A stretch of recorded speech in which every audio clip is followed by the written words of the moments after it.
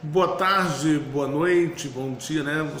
Como você esteja me assistindo agora, eu quero deixar nesse momento o meu boa tarde e a paz do Senhor Jesus a todos os irmãos, a você que está em casa, a você que está nos assistindo, a você que está talvez no seu trabalho e precisando de uma palavra de Deus.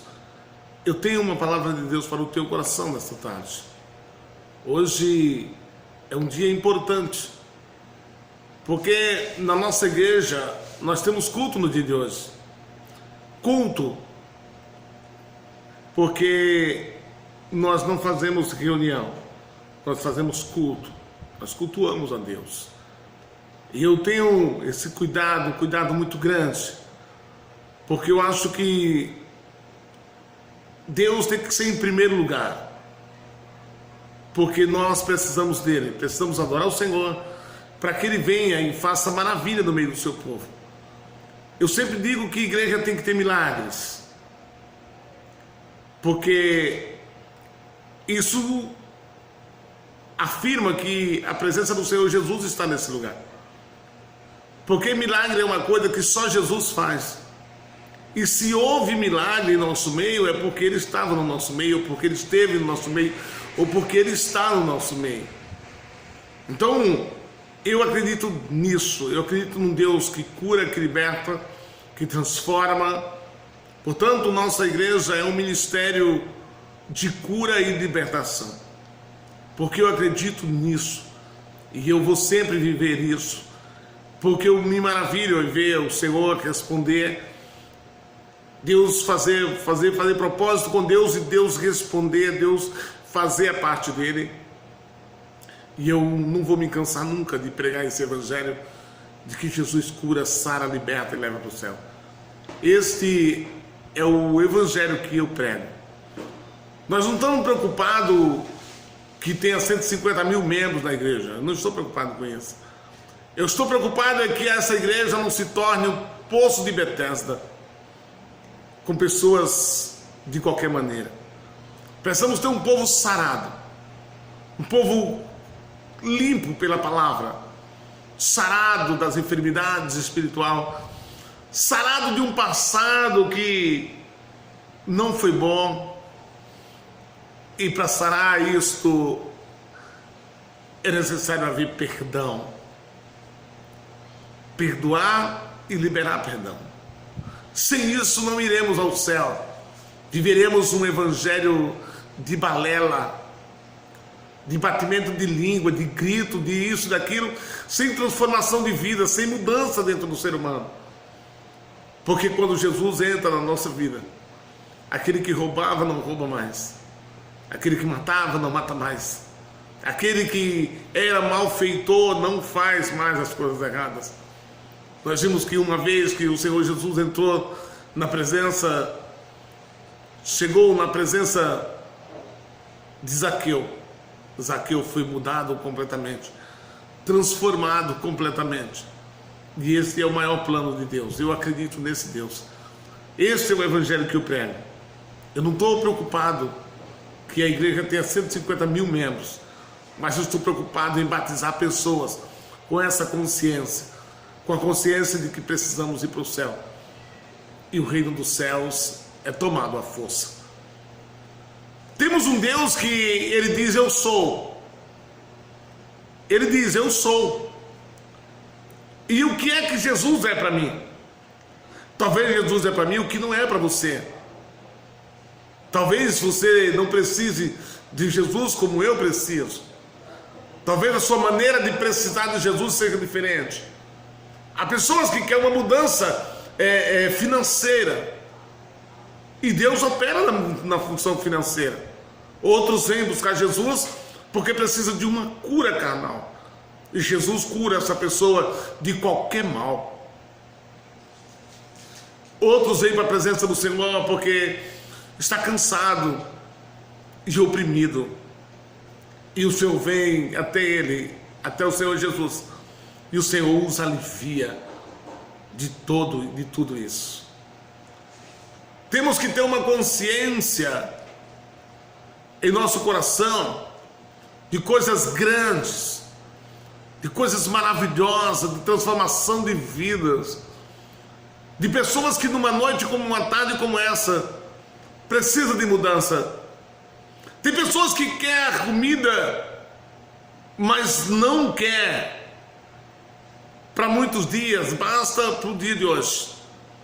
Tem muita gente que acumula comida porque ele não quer só para o dia de hoje.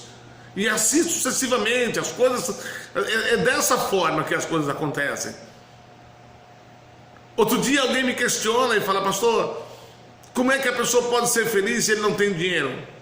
Eu falei: qualquer um é feliz, todo mundo é feliz. Cada um vive sua vida como queira. Para isso Deus deu o livre-arbítrio, né? E você escolhe o seu caminho. Eu falei para ele falou para mim: como é que uma pessoa é feliz se ele não tem dinheiro nem para comer? Se ele mora na rua, se ele é um mendigo. E eu falei para ele: o mendigo também tem suas vantagens. O mendigo, ele não tem compromisso, ele se deita e dorme, acorda e o dia se passa e ele é feliz da maneira que ele é. Porque eu já ofereci muitas ajudas a mendigos, a pessoas que moram na rua, mas eles não querem, preferem viver a vida que eles escolheram para viver. Mas nós escolhemos viver esta vida que vivemos. Eu escolhi viver a vida que eu vivo. Eu não vivo como nenhum dos meus irmãos, não vivo como os meus pais, não vivo como o meu sogro. Eu vivo da maneira que eu vivo. Sou casado há 33 anos e eu tinha 21, a minha mulher tinha 15. E nós adotamos a nossa maneira de viver. E somos felizes da maneira que vivemos.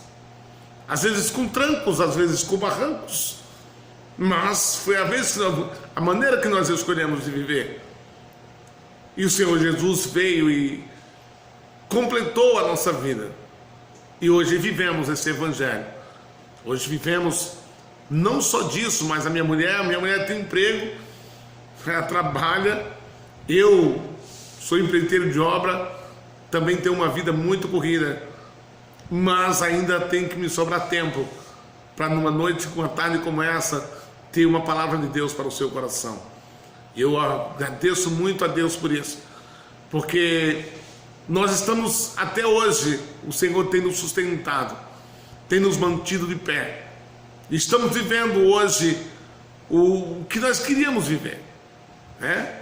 Então, amados, precisamos viver a presença de Deus em nós. Precisamos que isso seja notório. Precisamos ter um cuidado de Deus. Deus olhar para nós e se compadecer de nós. Precisamos viver isso. Uma vida de amigo de Jesus. Precisamos ser amigo de Deus, companheiro de Deus, fazer aquilo que Deus quer que nós façamos, porque tem coisas que Deus quer fazer, mas a maneira dele fazer é me usando para fazer tal coisa.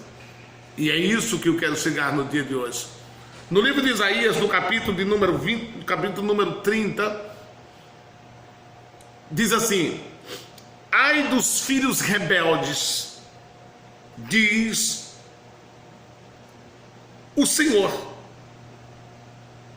que tomaram conselhos, mas não de mim, e que se cobriram com uma cobertura, mas não do meu espírito, para acrescentarem pecado a pecado. Eu vejo, amados, essa tarde de hoje, essa palavra que veio ao meu coração, um cuidado de Deus para com as nossas vidas, porque as pessoas que nos avisam as coisas que irão acontecer, que premunem que algo vai acontecer de errado em nossa vida, são pessoas que já viveram, que sabem o que vão viver. São pessoas que têm mais experiência do que nós. E nós precisamos ser humildes para reconhecer que essa pessoa tem muito mais experiência e que ela pode muito mais nos aconselhar. E nós podemos ser mais felizes, sem perda de tempo, aproveitar o tempo que nos sobra. E esse tempo que nos sobra é esse tempo que não perdemos fazendo as coisas do nosso jeito, mas tomando conselho daqueles que viveram mais do que nós e que vivem homens de Deus, porque na maioria das vezes tomamos conselho de pessoas que não são de Deus, tomamos conselho de pessoas que não têm um compromisso com Deus. O aconselhamento não vem da parte de Deus, por isso temos que ter cuidado com o que ouvimos, porque aconselhamento, amados, que não vem da parte de Deus é maldição para a nossa vida, é maldição para cada um de nós. As coisas irão dar errado no dia de amanhã, porque não preparamos o amanhã para nós conforme a palavra de Deus. Vivemos a lá um tempo numa vida em que escolhemos nós mesmos para viver, porque tomemos conselho de pessoas que não eram dignas de estar nos aconselhando. Então eu quero nesta tarde dizer para os irmãos que as pessoas vão se arrepender, as pessoas vão se arrepender muito, porque tomam conselho de pessoas demoniadas, pessoas que não sabem o que estão vivendo, pessoas que querem viver uma vida em que eles não sabem esse regime de vida que eles têm que viver, e acaba sofrendo, pondo a culpa em um e em outros. As coisas dão tudo errada porque tomou conselho que não foi de Deus. E está cheio de pessoas por aí, irmãos, cheio de pessoas metido a conselheiro, até conversa bonito, até tem uma postura, mas fala de si. Eu tenho um cuidado comigo, se eu não tiver uma palavra de Deus para aconselhar, eu prefiro responder depois, eu prefiro atender essa pessoa depois, dizer hoje não dá, eu não tenho uma palavra para você hoje, eu preciso falar com Deus, para que Deus me dê uma palavra para o teu coração, porque as minhas palavras, os meus conselhos, irmão, talvez não sejam bons para você, porque os pensamentos que eu tenho sobre você, talvez sejam os mesmos pensamentos que você tem. Talvez eu olhe para você com meus olhos carnais e eu diga que você não tem um futuro bom, tem um futuro promíscuo, uma coisa ruim na tua vida. Mas o Senhor tem um outro tipo de pensamento. Ele diz que Ele é quem sabe os pensamentos que tem sobre vós, para te dar o fim que tu desejas, que Ele deseja. Porque o que Deus deseja para a nossa vida, amados, são coisas boas, coisas grandiosas. Deus nunca fez nada pequeno. Pastor, mas Deus fez os insetos, as formigas. Não foi Deus que fez. Deus mandou que a terra produzisse, Deus mandou que a terra o fizesse. Mas as coisas grandes são de Deus. A Bíblia cita todas as coisas grandes que Deus fez. É por isso que talvez as coisas não tenham dado certo ainda na tua vida até hoje, porque você tem pensado muito pequeno e Deus tem um grande para você, e fica aquele debate. Deus tem um grande, você quer o pequeno, Deus quer te dar o grande, você quer o pequeno, e fica naquele negócio, mano, naquele jogo de empurra. Deus não tem pensamentos pequenos para cada um de nós. Deus tem pensamentos grandes.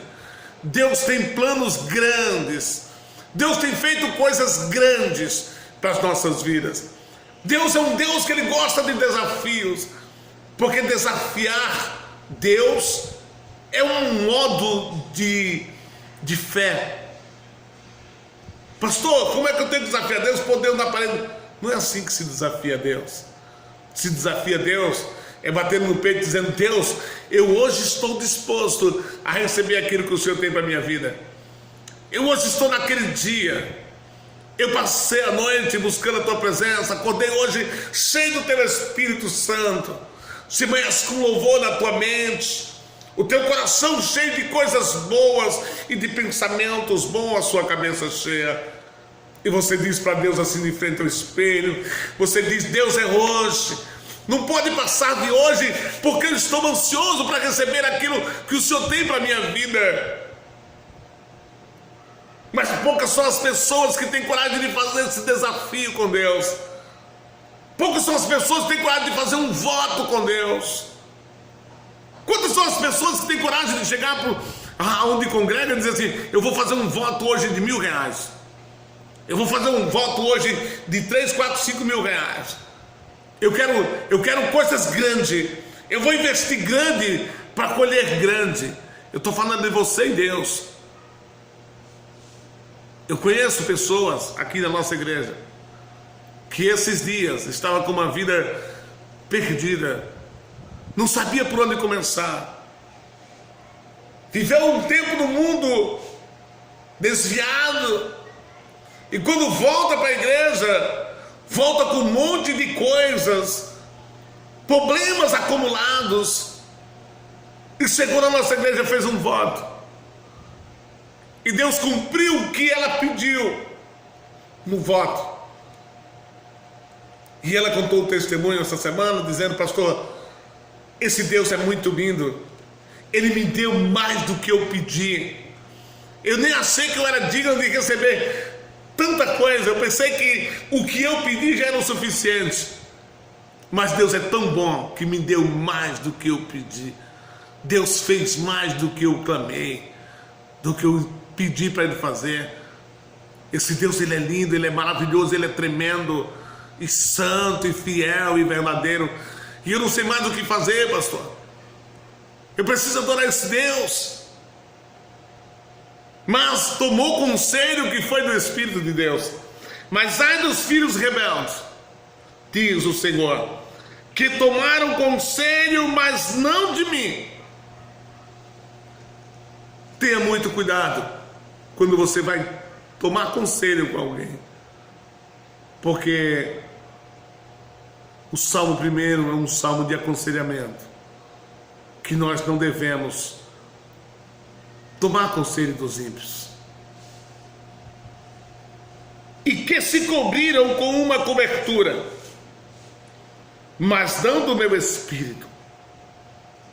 Pessoas que dizem que tem sua maneira de crer, maneira de fé,